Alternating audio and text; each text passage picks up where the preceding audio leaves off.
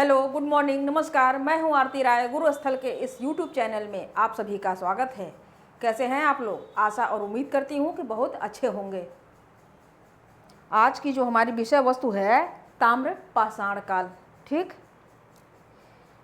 इसके पहले हम लोग पाषाण काल को ख़त्म कर चुके हैं, ठीक है ना।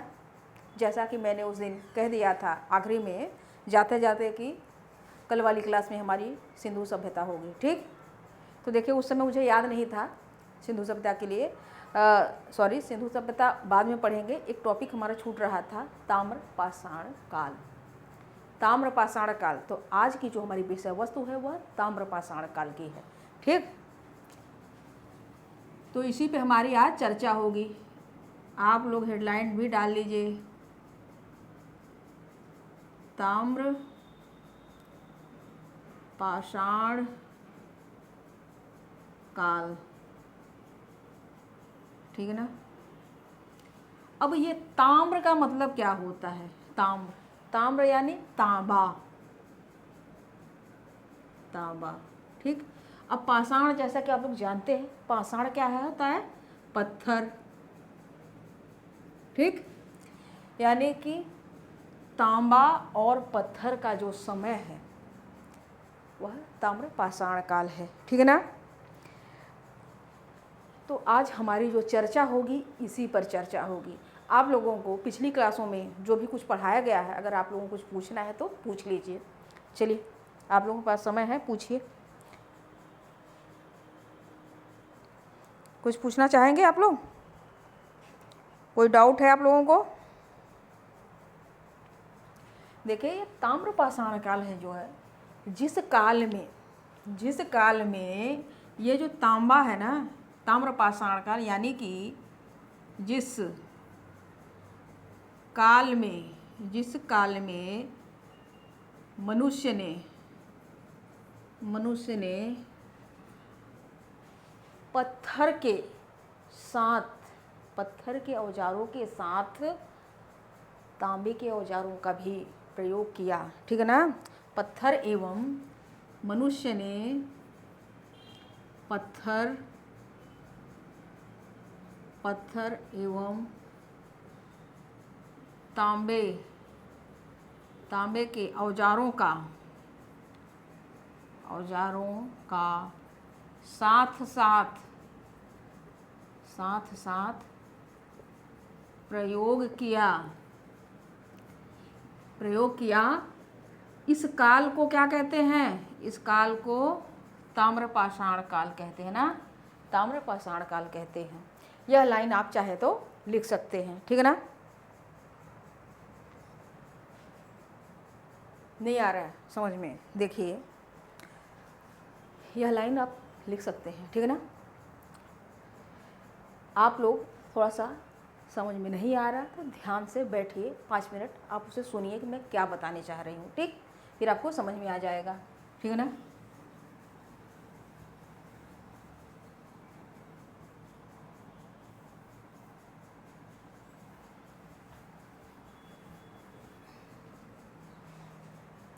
ये तो भाई से हटा ही देते हैं सीधे, है ना। लाओ फिर से लिख देते हैं, हम यहाँ लिख देंगे। देखिए, आप लोग ध्यान से समझिए बिल्कुल। सबसे पहले हमने क्या पढ़ाया था? सबसे पहले हमने आपको पाषाण काल पढ़ाया था, और पाषाण काल किसके अंतर्गत आता है?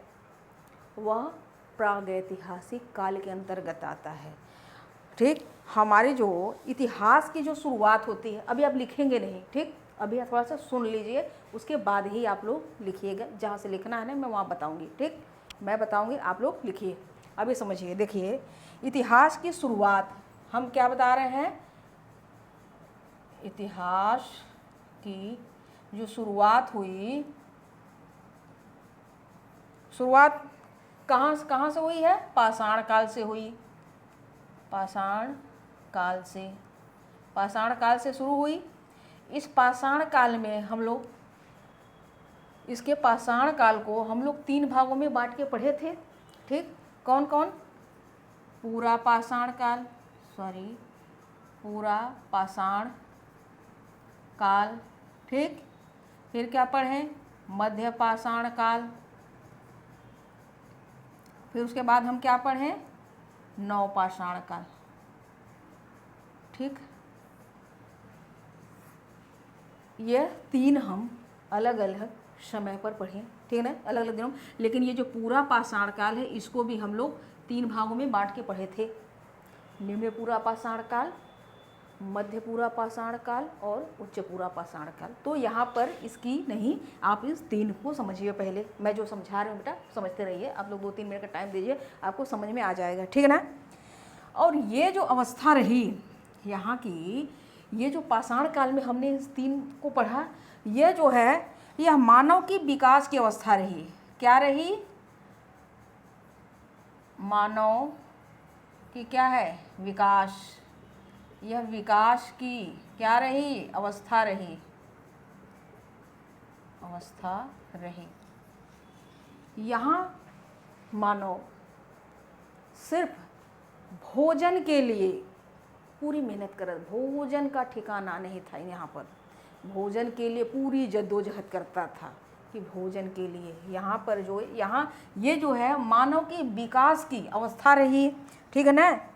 मानव किसी तरीके से, यहाँ पर मानव किसी तरीके से क्या करता था, अपना पेट भर पाता था, अपना पेट भर पाता था, ठीक है ना।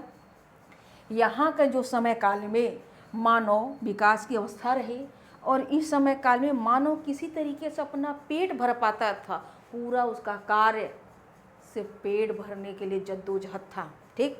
फिर धीरे धीरे क्या हुआ, फिर धीरे धीरे ये पशुपालन करना सीख गया। यहाँ के लोग धीरे धीरे पशुपालन करना सीख गए, कृषि करना सीख गए, ठीक। क्या क्या धीरे धीरे सीखे, पशुपालन सीखे, पशुपालन, फिर क्या सीखे, कृषि सीख गए। जब यह कृषि सीख गए तो एक जगह रहने लगे, यानी यह पशुपालन और कृषि की जब हो गई, सीख लिए, तो क्या हो गया, भोजन का ठिकाना हो गया इनके पास यह सारी चीज़ें जब कर लिए तो इनके पास क्या हो गया भाई, भोजन का क्या हो गया, ठिकाना हो गया, यानी भोजन की व्यवस्था इनके पास हो गई। जब भोजन की व्यवस्था हो जाती है ना, देखिए जब रोटी कपड़ा और मकान जब मिल जाता है तो इंसान क्या करता है, भौतिकवाद की तरफ जाता है, कुछ अच्छा करता है ना। तो इन लोगों ने इसी तरीके से संस्कृतियों का भी विकास किया। क्या, फिर समाज, जब ये भोजन का ठिकाना, देखिए जब यहाँ के लोगों को भोजन का ठिकाना हो जाता है तभी समाज की परिकल्पना होती है।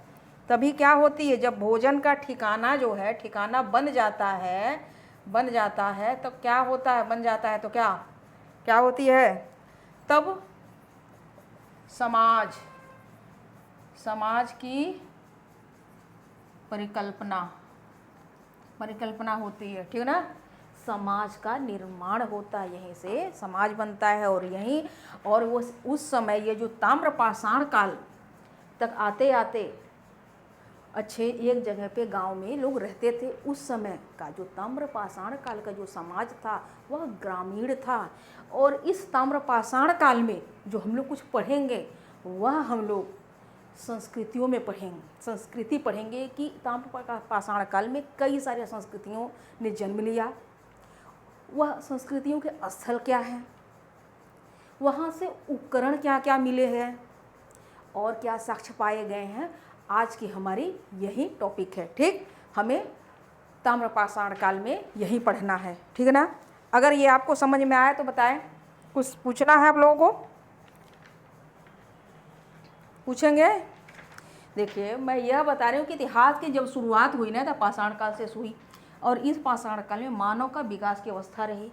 और मानव विकास जब हो रहा था किसी तरीके से अपने भोजन के लिए इधर उधर भटक रहा था, भोजन के तो लाले पड़े हुए थे, है ना। ये सारी बातें तो हम पहले भी आपको बता चुके हैं। फिर धीरे धीरे पशुपालन किया, कृषि किया, एक जगह रहने लगे।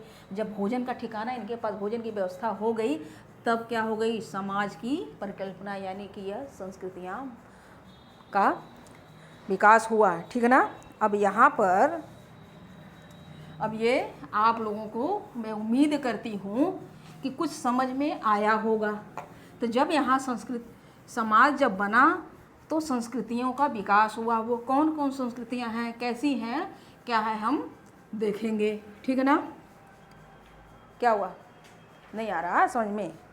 अगर नहीं आ रहा है समझ में तो ठीक है, हम अभी बता रहे हैं। देखिए क्या था कि हमने क्या बताया, हमने यह बताया पाषाण काल ही तो बताया भाई। पाषाण काल, पाषाण काल शुरू हुआ, ठीक, पाषाण काल। अब पाषाण काल के बाद जस्ट ये क्या शुरू होता है, ताम्र पाषाण काल। ठीक, ये जब पाषाण काल आता है और इस पाषाण काल के जस्ट इधर तो ये पाषाण काल चल ही रहा है, इसी के नीचे थोड़ा ही यानी थोड़े समय के बाद हड़प्पा हड़प्पा हड़प्पा सभ्यता का जन्म हो जाता है। लेकिन यहाँ ताम्र पाषाण काल तो है पाषाण काल के बाद, लेकिन इसके बाद भी यहाँ पर भी ताम्र पाषाण काल देखने को मिलता है। पाषाण काल क्या हुआ, देखने को मिलता है। ठीक ना। तो ये जो ताम्र पाषाण काल के बीच में, ताम्र पाषाण काल के बीच में एक संक्रमण की अवस्था पर यह हमारा हड़प्पा सभ्यता है, यानी कि सिंधु घाटी सभ्यता है। बीच में बहुत सारी ताम्र पाषाणिक संस्कृतियाँ थी जो हड़प्पा के साथ साथ चली, बहुत सारी संस्कृतियाँ थी जो हड़प्पा के बाद भी चलती रहीं। ठीक, यह बात तो समझ में आ रही है, नहीं आ रही है? देखिए पाषाण काल के बाद तुरंत जब सभ्यता मतलब समाज बना तो वहाँ संस्कृतियाँ तो आई, यहाँ पर तांबे का आविष्कार हो गया, इसीलिए इसको ताम्र पाषाण काल कहते हैं। ठीक, और इसी के बाद तुरंत इसी के साथ साथ हड़प्पा भी, सिंधु घाटी सभ्यता ने भी जन्म ले लिया, जिसे आप कांस्य युगीन सभ्यता जानते हैं। उसके साथ साथ यहाँ तो है ताम्र पाषाण और यहाँ पर भी है ताम्र पाषाण काल। और इसी के बाद क्या आता है, लौह काल, आप लोग जानते हैं। अब इसके बाद हम लोग क्या पढ़ते हैं, वैदिक पढ़ लेते हैं। ठीक ना, वैदिक। अब वैदिक को भी दो भागों में बांटते हैं, पूर्व वैदिक फिर उत्तर वैदिक। ठीक, तो यहाँ हम हड़प्पा की चर्चा नहीं करेंगे, हमारी जो सब चर्चा होगी पूरी ताम्र पाषाण काल पर होगी। उम्मीद करती हूँ कि इस तरीके से ज़रूर आप लोगों को समझ में आ गया होगा। क्यों बेटा, कुछ पूछना है ऐसे? अगर नहीं समझ में आ रहा तो फिर मैं बताऊँगी। ठीक है ना।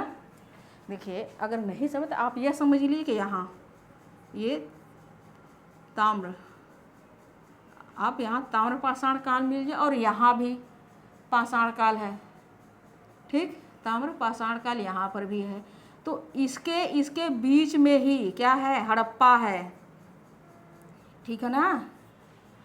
ठीक, हड़प्पा है। चलिए अब हम आगे बढ़ते हैं,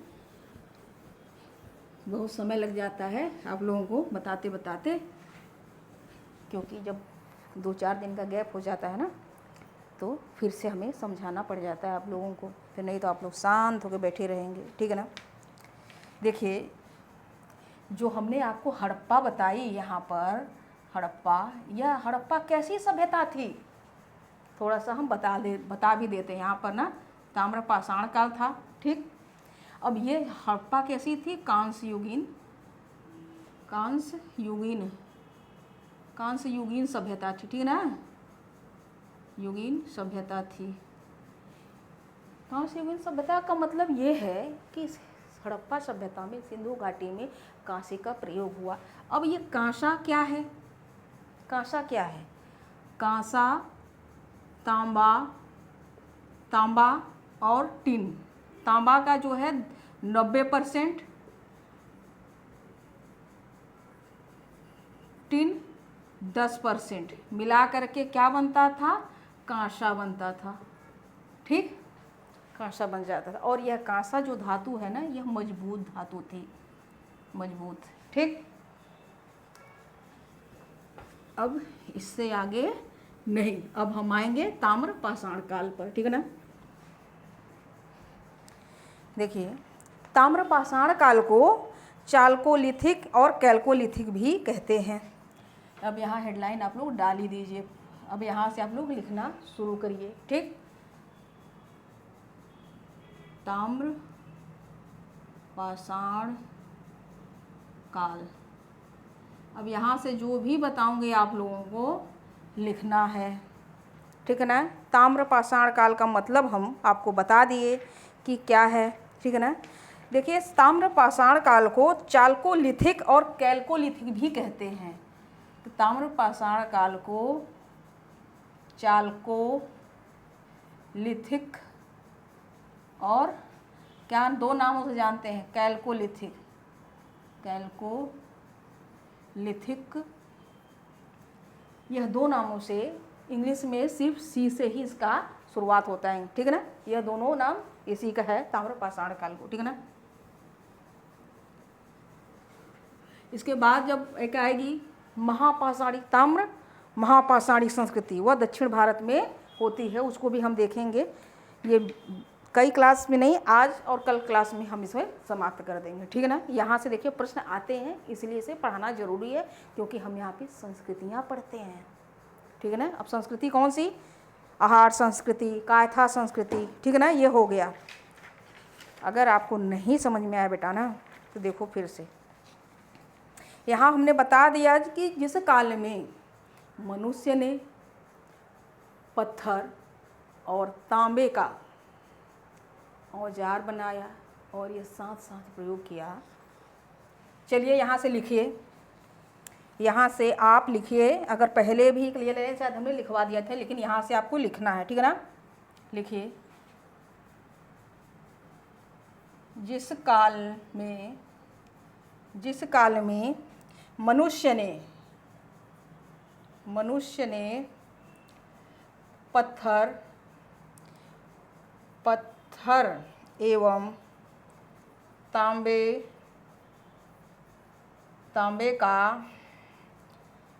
तांबे के औजार, अब जैसे लिख रहे हैं वैसे साथ में लिखते जाए, तांबे के औजार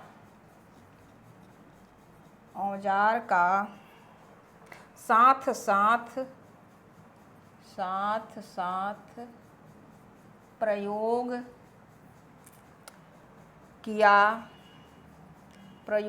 उस काल को क्या कहते हैं, उस काल को ताम्र पाषाणिक काल कहते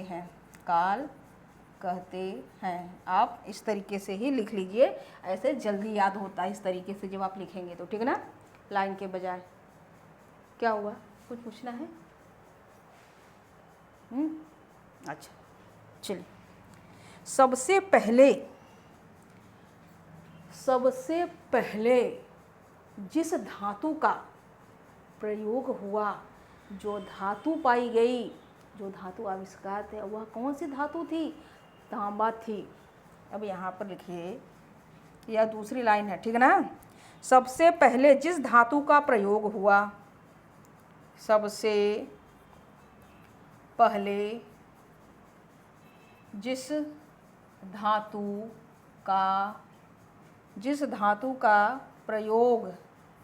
प्रयोग हुआ वह क्या था, तांबा था ना, तांबा, वह धातु थी तांबा। यानी कि तांबे का क्या बना था, तांबे का तो औजार बना था, औजार ही तो बन रहा था उस समय। देखिए, यह जो तांबा है, तांबा एक लचकदार धातु है। यहाँ पर लिख लीजिए, तांबा एक लचकदार क्या है, धातु है। लचकदार का मतलब नहीं कि ये ऐसे ऐसे मुड़ रहा है, पर इसे, इस तांबे को आप मोड़ सकते हैं, ठीक। देखिए, तांबे का तार वगैरह भी होते हैं ना, ठीक। यह तांबा एक लचकदार धातु है। किससे, लेकिन कांसा की हम बात करें तो कांसा एक मजबूत धातु है, कांसा को आप मोड़ नहीं सकते, ठीक है ना। यहाँ जो ताम्र पाषाण काल के लोग जो थे, वह लोग इस तांबे को पिघलाने की तकनीक जानते थे और पिघला करके अपनी आवश्यकता के हिसाब से अपने औजार वगैरह का निर्माण कर लेते थे, बर्तनों का भी निर्माण कर लेते थे। ठीक ना। आप यहीं पर लिख लीजिए कि ये पिघलाने की तकनीक जानते थे। कौन? ताम्र पाषाण काल के लोग पिघलाने की, तांबे को पिघलाने की तकनीक क्या जानते थे। ठीक। और ये जो ताम्र पाषाण काल का जो समाज था, ताम्र पाषाण काल का जो समाज था वह कैसा था? ग्रामीण था। ग्रामीण यानी कि समाज ग्रामीण था। ताम्र पाषाण काल का समाज था वो ग्रामीण था। ठीक ना। हम यह बताए हैं कि जिस काल में मनुष्य ने पत्थर एवं तांबे के औजार का साथ साथ प्रयोग किया, उस काल को ताम्र पाषाण काल कहते हैं। ठीक। दूसरा, सबसे पहले जिस धातु का प्रयोग हुआ वह क्या था? तांबा था। तांबे के क्या बने हैं? औजार बने हैं। और तांबा एक लचकदार धातु है जिसे आप मोड़ सकते हैं। उस समय के लोग जो थे पिघलाने की तकनीक जानते थे, यानी पिघलाने की कला जानते थे। और ताम्र पाषाण काल के लोगों का जो समाज था वह ग्रामीण था। इतना हो गया ना। समाज कैसा था? ग्रामीण था। ठीक। अब देखिए, इसमें जो हम संस्कृतियों को यहीं लिख दे रही हूँ मैं, इसमें जो हम संस्कृतियाँ पढ़ेंगे, आप यहाँ इसमें हम सबसे मुख्य में क्या पढ़ेंगे? हम संस्कृतियाँ पढ़ेंगे। ठीक।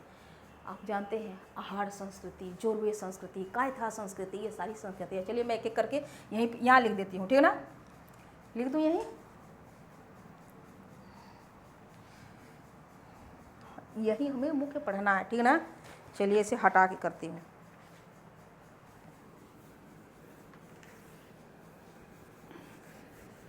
किसी को अभी तक ना समझ में आया हो तो वह तुरंत हमसे पूछे, क्योंकि अब इसके बाद जो हम संस्कृतियाँ बताएंगे। ठीक है ना। अब अगली लाइन हमारी होगी, भारतीय उपमहाद्वीप के कुछ हिस्सों में तांबे का प्रयोग 3000 ईसा पूर्व से हुआ। ये अगली लाइन लिखिए, भारतीय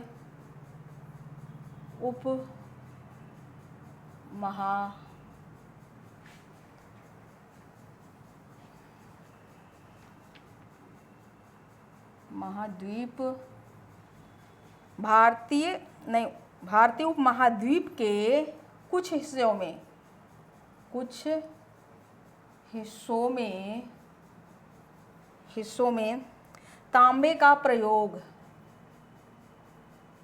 तांबे का प्रयोग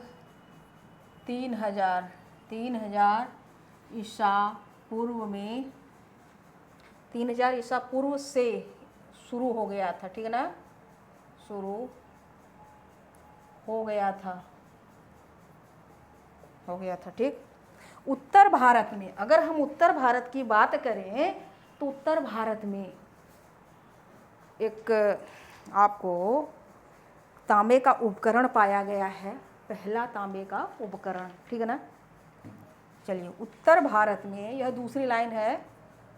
अगर हम उत्तर भारत की बात करें, उत्तर भारत में कहाँ भाई? हमारे यूपी की बात हो रही है। उत्तर भारत में सबसे पहले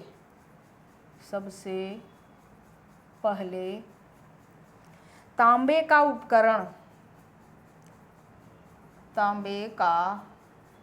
उपकरण एक जो उपकरण यानी औजार। ठीक ना।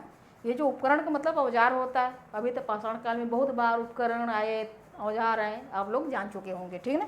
उपकरण कैसा था? कांटेदार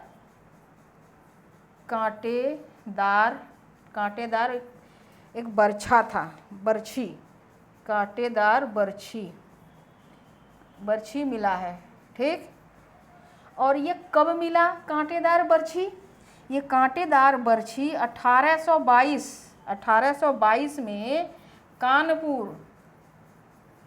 कानपुर के बिठूर नामक स्थान, कानपुर के बिठूर नामक स्थान पर क्या हुआ, मिला है, ठीक ना, स्थान पर मिला।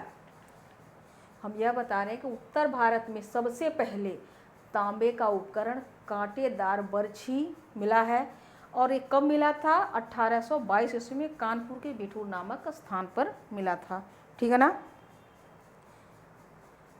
अगर हम सबसे ज़्यादा की बात करें कि सबसे ज़्यादा कहाँ मिला, तो सबसे ज़्यादा ताम्रनिधि मध्य प्रदेश के गुगेरिया में मिली थी, ठीक है ना। ये हो गया, लिखिए सबसे ज़्यादा ताम्रनिधि मध्य प्रदेश के गुगेरिया में। चलिए मैं लिखी तो रही हूँ, है ना, साथ में लिखिए, अगली लाइन लिखिए, सबसे ज़्यादा, ठीक ना।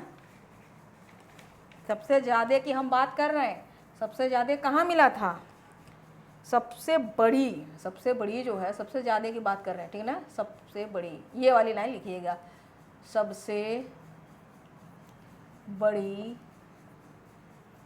ताम्रनिधि, निधि का मतलब क्या होता है, कितने लोग जानते हैं। ताम्रनिधि कहाँ मिली है, मध्य प्रदेश के गुगेरिया से प्राप्त हुई है, ठीक है ना,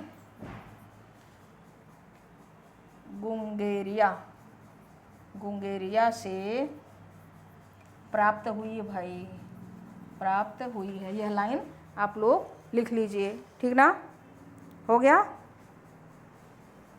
और इस गुंगेरिया में, ये जो गुंगेरिया है, इससे 424 उपकरणों की प्राप्ति हुई। इस गुंगेरिया से देखिए, इस गुंगेरिया से 424 उपकरणों की प्राप्ति हुई है। वो कैसे उपकरण, ताम्र, 424 उपकरणों की ताम्रनिधि मिली है, ताम्रनिधि मिली है, ठीक है ना, मिली है। यह ऐसे ही लिख लीजिए कि ये यहाँ पर गुंगेरिया से 424 उपकरणों की ताम्रनिधि मिली है, ठीक। अब कुछ और भी हैं, ये तो मध्य प्रदेश। अगर हम यूपी की बात करें तो यूपी में मुरादाबाद के मदरपुर, ये अलग लाइन है, ठीक ना, मुरादाबाद के मदरपुर, ये कहाँ है, आप यूपी लिख दीजिएगा कोष्टक में, यूपी उत्तर प्रदेश, यूपी से, ठीक है ना। यूपी से क्या मिला भाई, 31 यानी 31 ताम्र मानव आकृतियाँ मिली हैं, आकृतियाँ पाई गई, ठीक ना। और ये जो 31 मानव आकृतियाँ कब पाई गई थी, कहाँ से, मुरादाबाद से, ठीक। ये पाई गई थी 2001 में, ठीक, यह 2001 में पाई गई थी, 2001 में मिला था, ठीक, इसकी खोज हुई थी, ठीक। अब यहाँ आगे लिख लीजिए, इसे लिखिए तो मैं आगे बताती हूँ, बेटा, हो गया, हुआ क्या,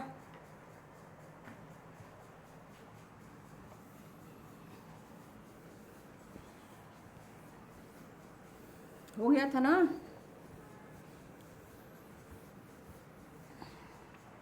अब आगे लिखिए, ताम्रपाषाण काल का जो समाज था वह ग्रामीण था, ताम्रपाषाण काल का जो समाज था ना वह ग्रामीण था, लेकिन अपनी इसकी एक विशेषता थी। विशेषता क्या थी, यहाँ के मृदभांड, ताम्रपाषाण काल के लोग जो थे बहुत अच्छे मृदभांड बनाते थे, ठीक है ना। मृदभांड की जो परंपरा थी, लिखिए आगे, ताम्रपाषाण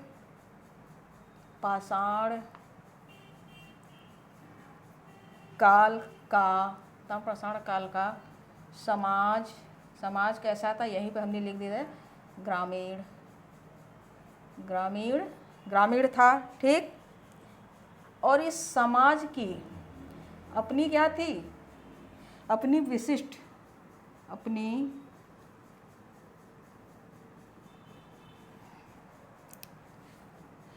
इस जो ना ताम्र पाषाण काल के, जो ताम्र पाषाण काल जो समाज था, इनकी अपनी एक विशिष्ट, विशिष्ट क्या थी भाई, अभी थोड़ी देर पहले, अपनी विशिष्ट मृद भांड, विशिष्ट क्या था, मृद भांड, मृद भांड परंपरा, परंपरा थी।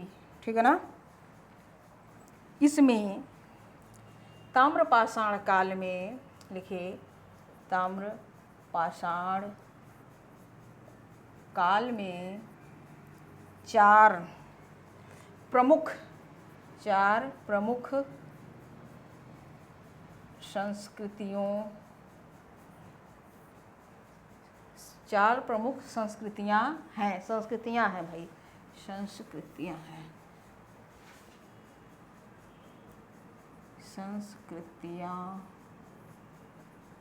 संस्कृतियां हैं। ठीक है ना।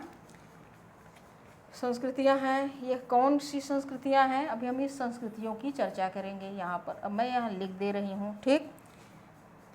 अब ये चार संस्कृतियां कौन कौन सी हैं, कायथा, कायथा, कायथा संस्कृति, ये सब लिखते रहिए। ताम्रपाषाण को पढ़ाने का मेरा मकसद यही है कि यहाँ से संस्कृतियों से सवाल बनते हैं, अलग अलग परीक्षाओं में आते हैं। क्योंकि ज़्यादातर अगर हम सभ्यता की हम बात करें तो सिंधु घाटी ज़्यादातर लोग शुरुआत वहीं से कर देते हैं। बहुत सारे लोग तो पाषाण काल भी नहीं पढ़ाते, ताम्र पाषाण काल को तो आप भूल ही जाइए, सीधे सीधे सिंधु घाटी से पढ़ा देते हैं, अर्थात हड़प्पा से पढ़ाना शुरू कर देते हैं। ठीक है ना। लेकिन मैं आपको शुरुआत से ही सब पढ़ा रही हूँ, क्योंकि मैं सिखा रही हूँ आपको, पढ़ा नहीं रही हूँ, मैं आपको समझा रही हूँ, सिखा रही हूँ। ठीक। आहार, अब हम आपको आहार संस्कृति, आहार संस्कृति, मालवा संस्कृति, मालवा संस्कृति, दूसरी है जोरवे संस्कृति, चौथी जोरवे संस्कृति।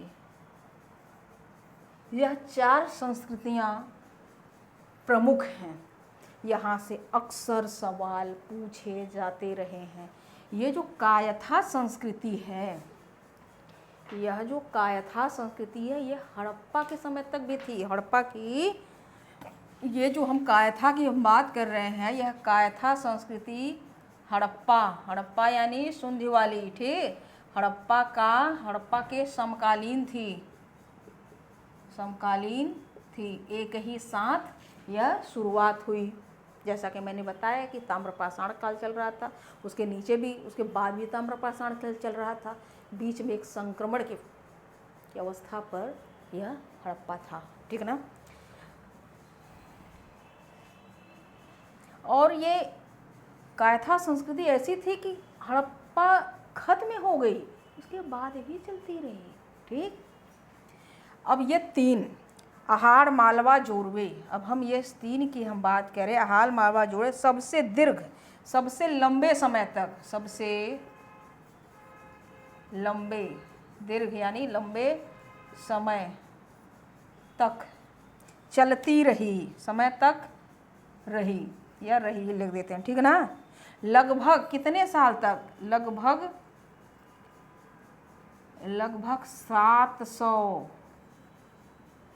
700 ईसा पूर्व तक ये चलती रही,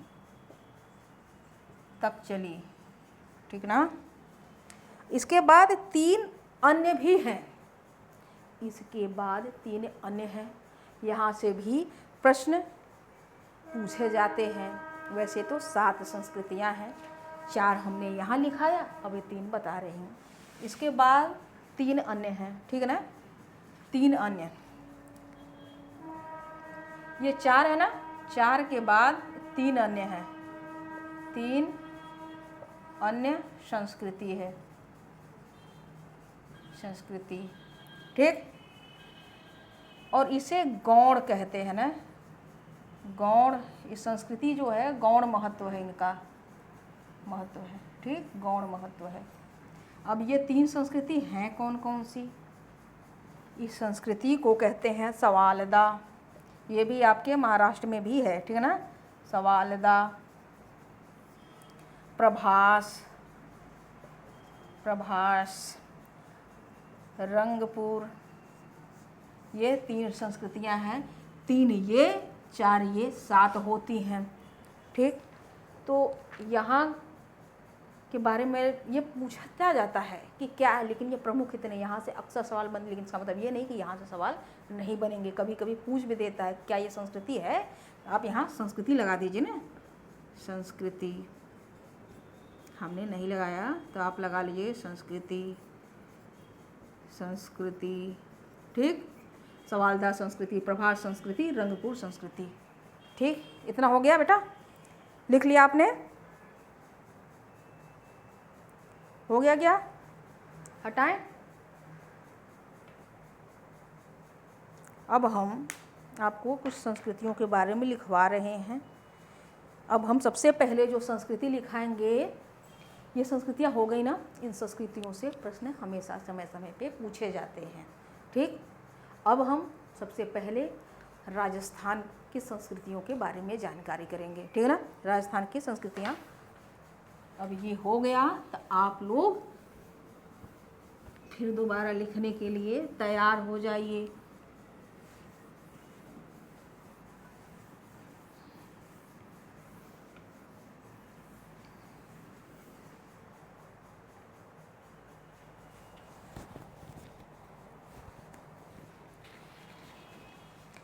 देखिए, एक है गणेश्वर जोधपुर संस्कृति, हम यही लिखा देते हैं, ठीक है ना। इसको क्या कहते हैं? इसको बसान संस्कृति भी कहते हैं, ठीक है ना। अब मैं गणेश्वर जोधपुर ही नाम लिख रही हूँ, आप लोग लिख लीजिए गणेश्वर, हेडलाइन डालिए गणेश्वर जोधपुर संस्कृति। ये है कहाँ पर संस्कृति? ये है पूर्वी राजस्थान, ठीक है ना।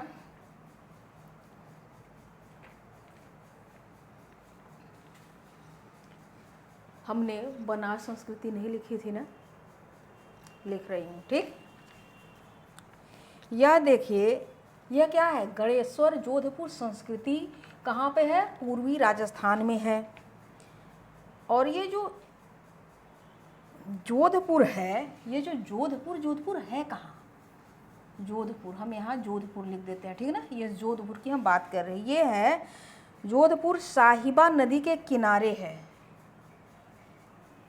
यहीं से लेते हैं। जोधपुर कहाँ पे है? साहिबा नदी के किनारे स्थित है, ठीक है ना। यानी कि साहिबा नदी के किनारे ही इस गणेश्वर जोधपुर संस्कृति के प्रमाण मिले हैं। सर्वप्रथम लिखिए, सर्वप्रथम गणेश्वर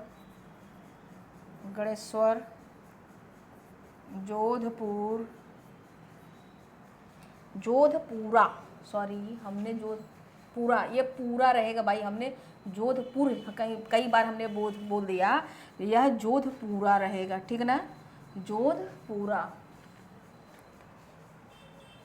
जोधपुरा के क्या हुआ? प्रमाण मिले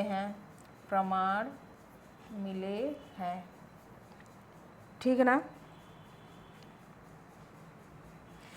अगर हम राजस्थान की हम बात करें, इस राजस्थान की, तो राजस्थान में और भी प्रमुख स्थल हैं, उस स्थलों को भी मैं यहाँ लिख रही हूँ, आप लोग मेरे साथ लिखिए, ठीक है ना। हम राजस्थान की हम बात कर रहे हैं, यहाँ राजस्थान की जो हम स्थल की यहाँ बात कर रहे हैं, आप लोग लिखिए यहाँ से आहार, यहाँ से आहार संस्कृति मिली थी, ठीक है ना।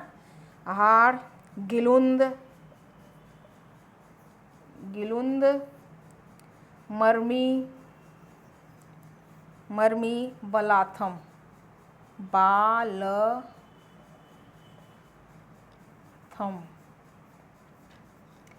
ये जो है यह 4 स्थल कहाँ से मिला है? राजस्थान, पूर्वी राजस्थान से ताम्र पाषाणिक स्थल है, ठीक है ना। अगर आपको ऐसे नहीं समझ में आ रहा बेटा ना, तो मैं इसे हटा ही देती हूँ, देखने में अच्छा लगना चाहिए, ठीक है ना। यह राजस्थान की बात कह रही हूँ, ताम्र पाषाणिक, पाषाणिक स्थल, ये स्थल है, ठीक, ये स्थल है। और ये स्थल क्या क्या यहाँ पर पाए गए? ये कौन से स्थल की बात हो रही है? सिर्फ राजस्थान वाली बात हो रही है, ठीक ना। आहार पाया गया, गिलुंद पाया गया, बरमी पाया गया और बलाथम पाया गया, ठीक। और ये सब, ये जो है ये किस नदी के किनारे है? ये बसान नदी के किनारे है। बनास, यह बनास नदी के किनारे है, किनारे है। इसलिए इसे क्या कहते हैं? बनास संस्कृति कहते हैं, बनास संस्कृति कहते हैं ना। यहाँ पर आप पुस्तक में लिख लीजिए, बनास संस्कृति, ठीक।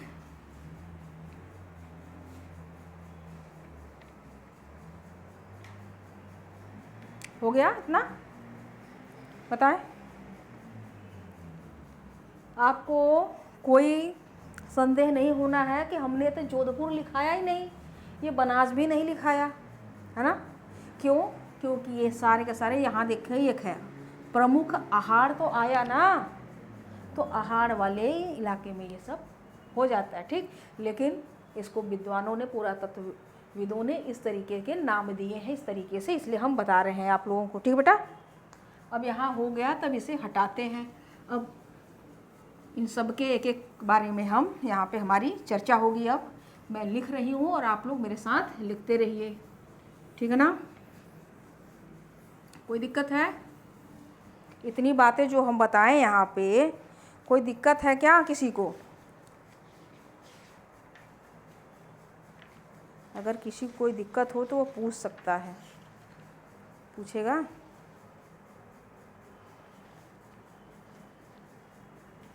अब देखिए, अभी जो यहाँ पर हम एक नाम लिखे थे बालथम, ठीक ना, बालथम, यहाँ पर लिखिए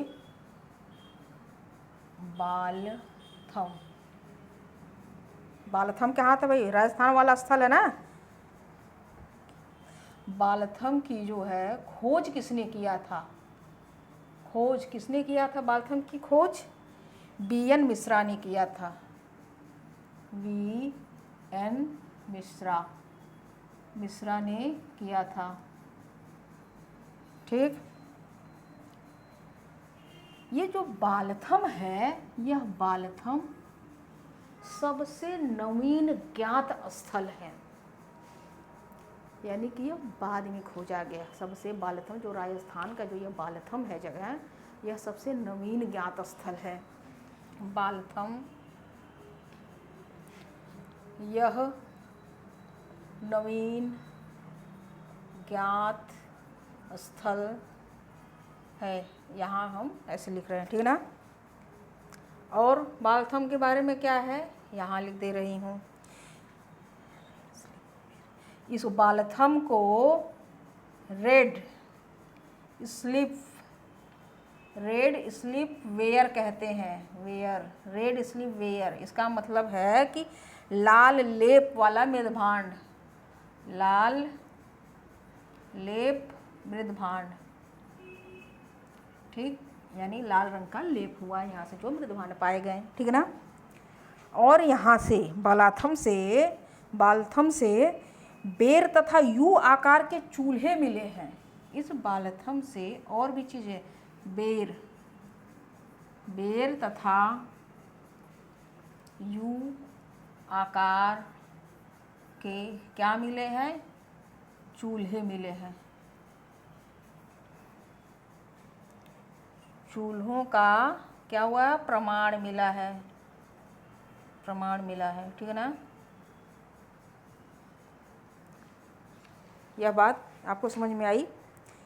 देखिए बेर, बेर भी लिख दिया। बेर क्या, बेर भी तो इसी स्टाइल में कुछ रहता है ना भाई, ये बेर इस तरीके के रहता है। अब यू भी अपना ऐसे ही है, इसलिए बेर और तथा यू आकार के चूल्हों का प्रमाण, मतलब चूल्हे, भोजन बनाने वाले जो चूल्हे हैं, जैसे आजकल जो गैस स्टोव है ना, गैस चूल्हा, उस तरीके का चूल्हा मिला है वहाँ पर। ठीक हो गया। और गणेश्वर से दोहरे छल्ले वाले पिन मिले हैं। गणेश्वर से भी कुछ मिले हैं, जो अभी गणेश्वर, इसके पहले जो हम नाम बताएं, गणेश्वर से, यही लिख रहे हो, लिखते रहिए। गणेश्वर से क्या मिले हैं,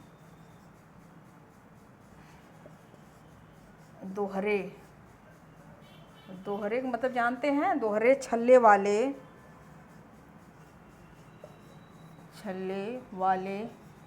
क्या मिले हैं, पिन मिले हैं, पिन।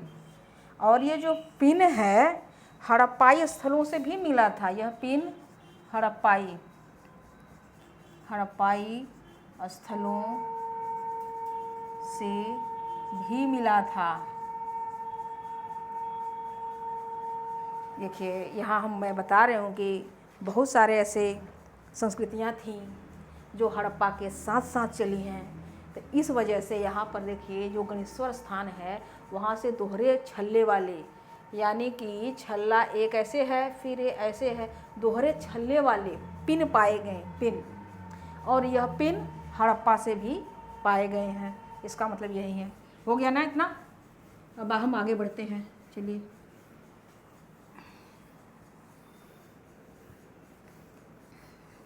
ये वाली बात समझ में आई आप लोगों को, जो अभी बताएं कि बलाथम की जो है नवीनतम ज्ञात स्थल है, इसकी खोज बी.एन. मिश्रा ने किया। इसे रेड स्लिप वेयर भी कहते हैं और यू आकार के मिला है। अब यहाँ पर आप लोग हेडलाइन डालिए, आहार संस्कृति।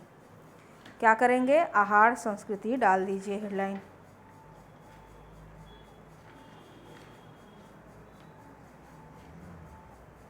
हो गया, आहार संस्कृति डालिए, हेडलाइन डालिए, आहार संस्कृति। ठीक, आहार संस्कृति के बारे में हमारी चर्चा होगी। जो प्रमुख थे वो भी हमने लिखवा दिया था आप लोगों का नाम, उस प्रमुख में ये नाम है ना, है कि नहीं। बनास हमने नहीं लिखवाया था, तो बनास आप लोग वहाँ पे लिख लीजिएगा। ठीक, आहार संस्कृति की खोज किसने किया था, इस संस्कृति का जो है खोज, मैं जैसे लिख रही हूँ ऐसे मेरे साथ लिखते रहिए। इसका खोज किसने किया था, रतनचंद ने किया था भाई।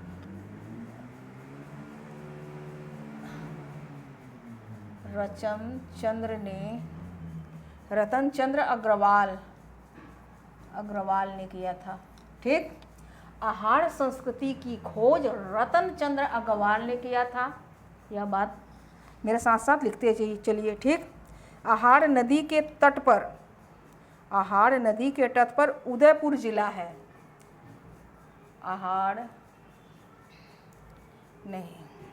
चलिए, आहार एक नदी है, ठीक है ना। आहार नदी के तट पर क्या है, तट, उदयपुर जिला। फिर क्या है, उदयपुर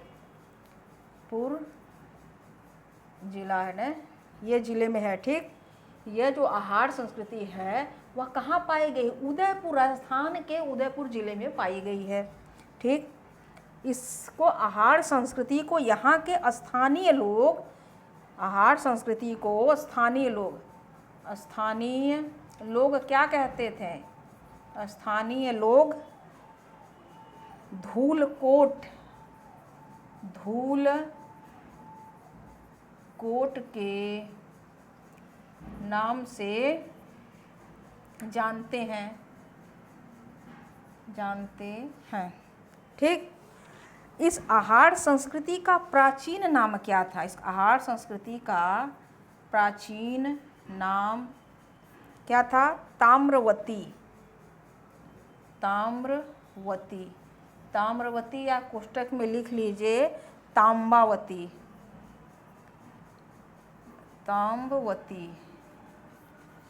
अर्थात ताम्रवती यानी कि मतलब क्या? तांबे वाली जगह है। तांबे वाली जगह की बात हो रही है ना।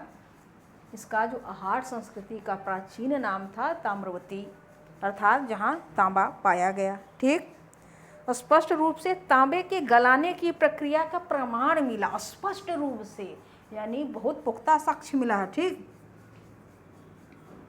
स्पष्ट रूप से आहार संस्कृति में स्पष्ट रूप से तांबे के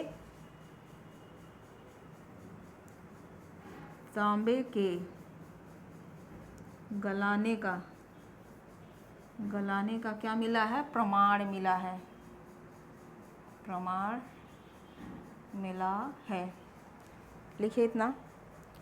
और कुछ न कुछ पाए गए यहाँ पर। और क्या क्या पाए गए हैं यहाँ पर? यहाँ पे आहार संस्कृति में काफ़ी कुछ पाया गया है। ठीक ना। हो गया। यहाँ से स्तूपिका कलश मिला है। इस स्तूपिका कलश कितने लोगों को पता है? पहले भी हम बताए हैं, बहुत पहले। स्तूपिका कलश, यहाँ से स्तूपिका कलश मिला है। और क्या मिला है? मनौती कुंड। आहार संस्कृति से स्तूपिका कलश, मनौती कुंड के साक्ष्य पाए गए हैं। ठीक। मनौती यानी कि लोग मन्नत मानते हैं। ठीक ना। एक कुंड है मनौती कुंड। मनौती कुंड के साक्ष्य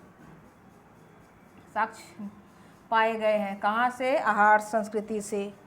और तांबे के प्रमाण मिले हैं, यानी ताम्रावती है तब तो तांबे का जगह है, तो क्या हुआ? तांबे के तो प्रमाण मिलना निश्चित है। आप फिर भी लिख लीजिए तांबे के प्रमाण मिले हैं यहाँ पर। लेकिन आहार संस्कृति में एक चीज़ नहीं मिला, प्रस्तर उपकरण नहीं मिला है। यहीं पर मैं लिख दे रही हूँ कि आहार संस्कृति में यहाँ पर प्रस्तर उपकरण नहीं मिला है। यहाँ पर प्रस्तर मतलब जानते हैं? वही पत्थर वाली बात है। प्रस्तर उपकरण नहीं मिले हैं। ठीक। इतना बात समझ में आया क्या? आया तो बताएं। यहाँ पर देखिए जो भी बातें हम बताए हैं, यहाँ पर हमने आहार संस्कृति, इसका खोज रतन चंद्र अग्रवाल ने किया। ठीक। अब आहार नदी के तट पर है। कहाँ पे? जोधपुर में है ये, नहीं सॉरी उदयपुर में है। उदयपुर जिले में ही पाया गया है आहार को। अब इसका स्थानीय लोग इसको क्या कहते हैं?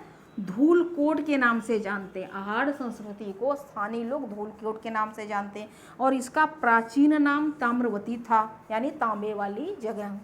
और स्पष्ट रूप से यहाँ तांबे के गलाने का प्रमाण मिला है। ठीक। अब क्या मिला? यहाँ से स्तूपिका मिला, मनौती कुंड मिला, यानी पूजा पाठ करते होंगे लोग तो मनौती करते होंगे, साक्ष्य मिला है। और यहाँ से तांबे के प्रमाण मिले। और यहाँ पर ये क्या है? प्रस्तर उपकरण नहीं मिले हैं, यानी कि पाषाण काल के उपकरण आहार संस्कृति से नहीं पाए गए हैं। ठीक। इसके आगे भी कुछ बातें हैं। ठीक है ना। अब देखिए कुछ आगे भी यहाँ आहार संस्कृति के बारे में इतनी बातें मैं बता चुकी हूँ। ठीक है ना। अब यहाँ पर कुछ और बातें भी हैं। अब यहीं पे हम यहाँ हटा देते हैं ना, नाम से जानते हैं। ठीक। अब यहाँ पर मैं कुछ और बातें भी लिख दे रही हूँ। ये किसके बात है? आहार की ही बात है। ठीक। आहार की। बहुमुखी चूल्हे मिले हैं। आहार से बहुमुखी चूल्हे मिले हैं। बहुमुखी चूल्हे का मतलब क्या हुआ? बहुमुखी चूल्हे का मतलब ये हुआ कि जैसे चूल्हा है, हम भी अभी गांव में कई बार देखे कि जैसे ये चूल्हा है, समझ लिए, तो यहाँ पर इस तरीके से कुछ बन रहा है, फिर यहाँ पर भी कुछ ऐसे बनाया जाता था, ठीक, यहाँ पर भी ऐसे बनाया जाता था, और इसका जो यहाँ से ईंधन लगाए जाते हैं, इस तरफ को बनता है, और यहाँ पर भी कुछ ऐसे इस तरीके से, मतलब मैंने देखा नहीं है, ठीक, लेकिन हम एक चूल्हे का आपको बता रहे हैं आकार की। बहुमुखी चूल्हे का मतलब ऐसे हुआ कि एक जगह से ईंधन लग रहा है और जगह भी आप लोग भोजन, मतलब उस समय के लोग भोजन बना रहे थे। बहुमुखी चूल्हे का मतलब ये हुआ, ठीक। बहुमुखी चूल्हे मिले हैं और चक्की मिली है, पैर से चलित चक्की मिली है। क्या मिली है? ये एक ही है, ठीक है बेटा, ये एक ही है। क्या मिली है? पैर से, पैर से चलित चक्की मिली है। यानी यहाँ के लोग पैरों से भी चक्की, हो सकता है कि तेल पेरने वाला तो नहीं था, ठीक, पैर से चलित चक्की मिली है। सूत काटने के चरखे मिले हैं। कहाँ से? आहार से बहुमुखी चूल्हे मिले, आहार से पैर से चलित चक्की मिली, पैर से चलाने वाले, ठीक। और क्या मिले हैं? सूत काटने के चरखे मिले। आहार संस्कृति से सूत सूत काटने के चरखे मिले हैं, चरखे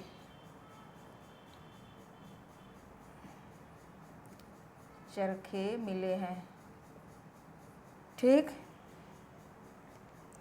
और चरखे मिले हैं तथा क्या मिला? तथा लोहे की भी वस्तुएं मिली है, तथा लोहे की वस्तुएं प्राप्त हुई है। और इस लोहे की वस्तु जो प्राप्त हुई, जिसे विद्वानों ने, यहाँ पर देखिए आहार में लोहे की भी वस्तुएं प्राप्त हुई है, जिसे पुरातत्वविदों ने, अब इसी पे, जिसे पुरातत्वविदों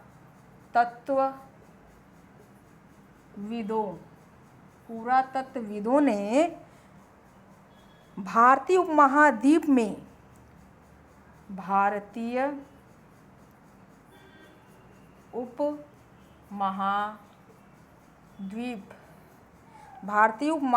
में लोहे के उपयोग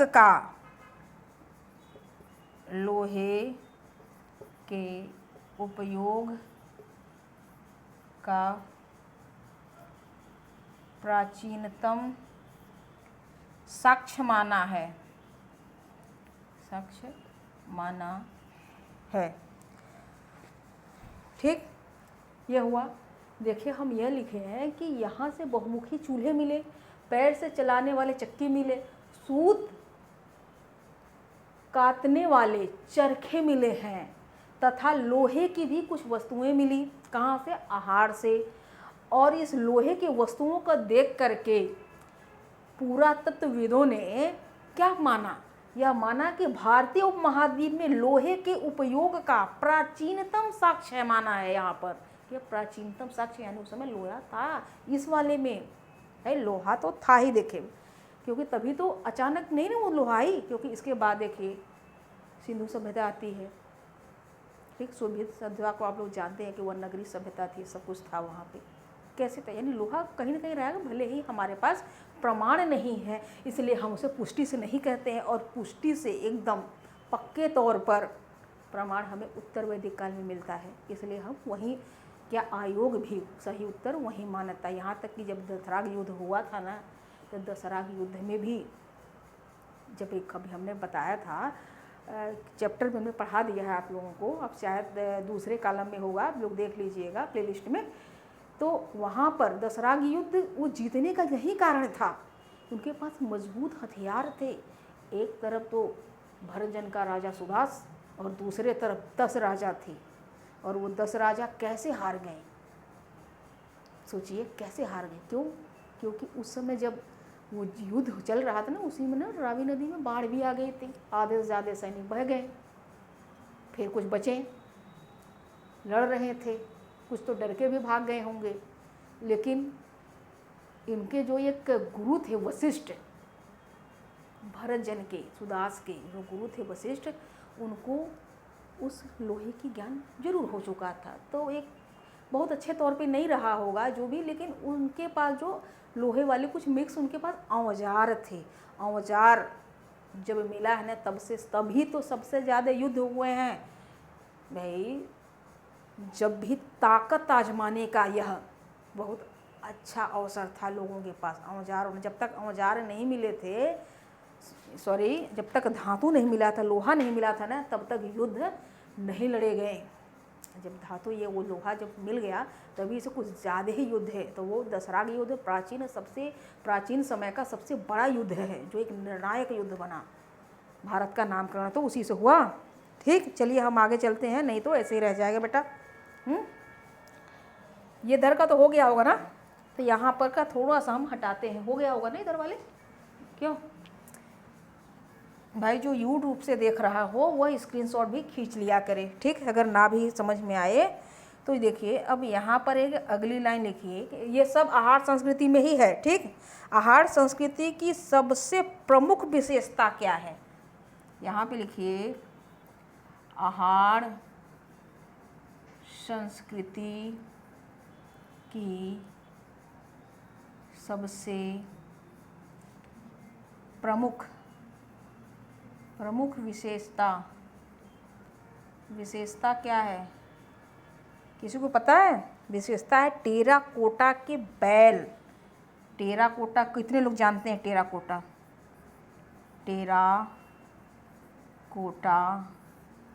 के बैल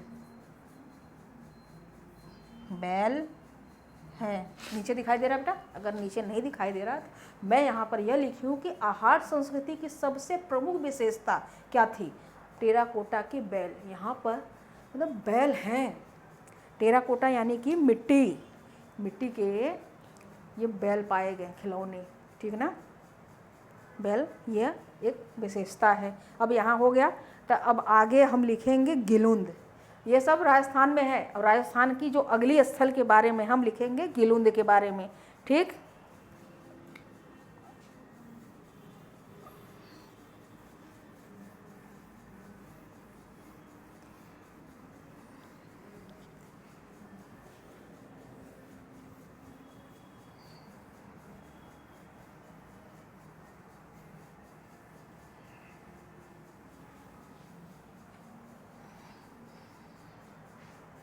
अब अगली हेडलाइन डालिए गिलुंद।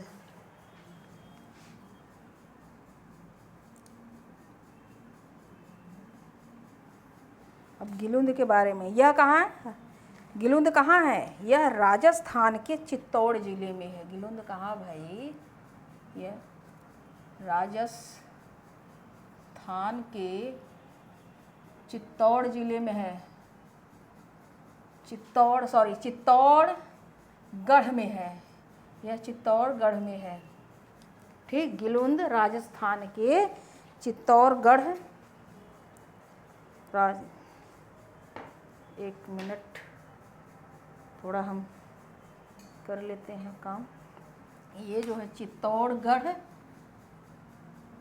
जिले में है। ठीक, गिलुंद राजस्थान के चित्तौड़गढ़ जिले में है।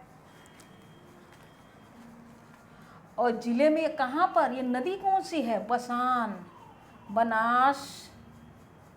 बनास नदी के तट पर है।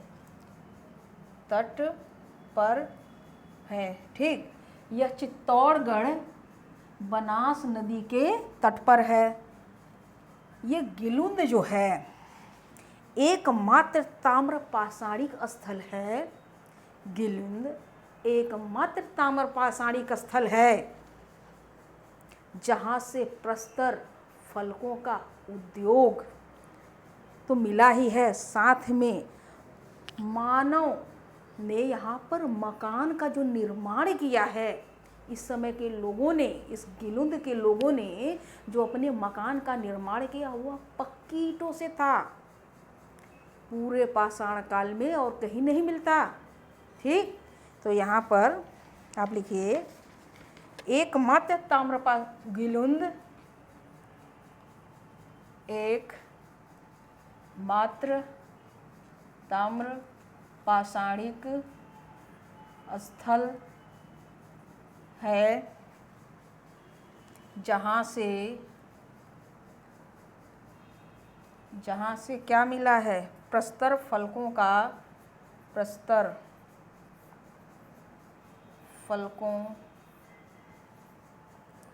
के उद्योग के साथ मकान के निर्माण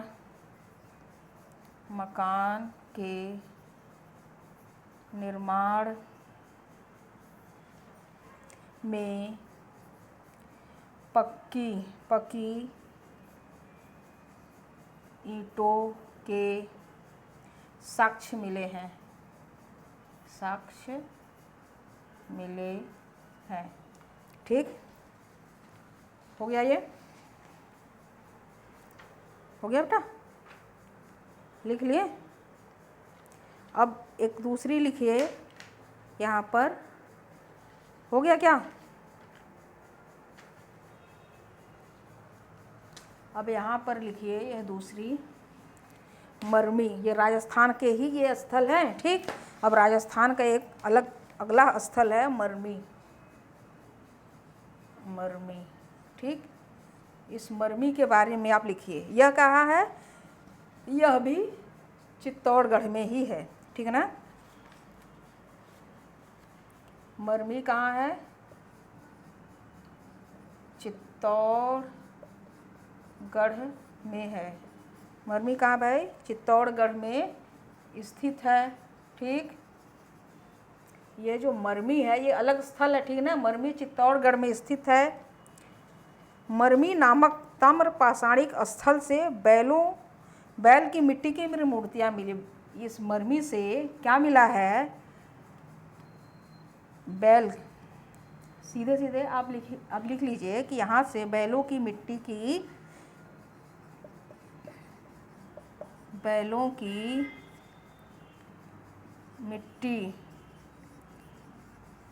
मृण मूर्तियाँ मिली हैं।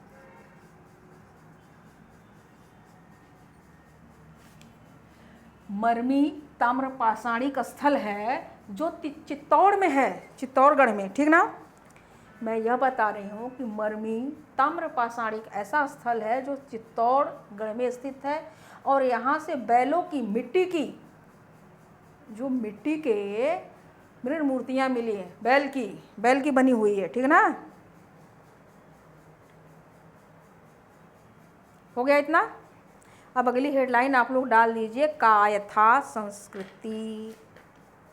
नहीं, सॉरी, कायथा नहीं, कायथा हम अब मालवा पढ़ेंगे इसके बाद, है ना? मालवा।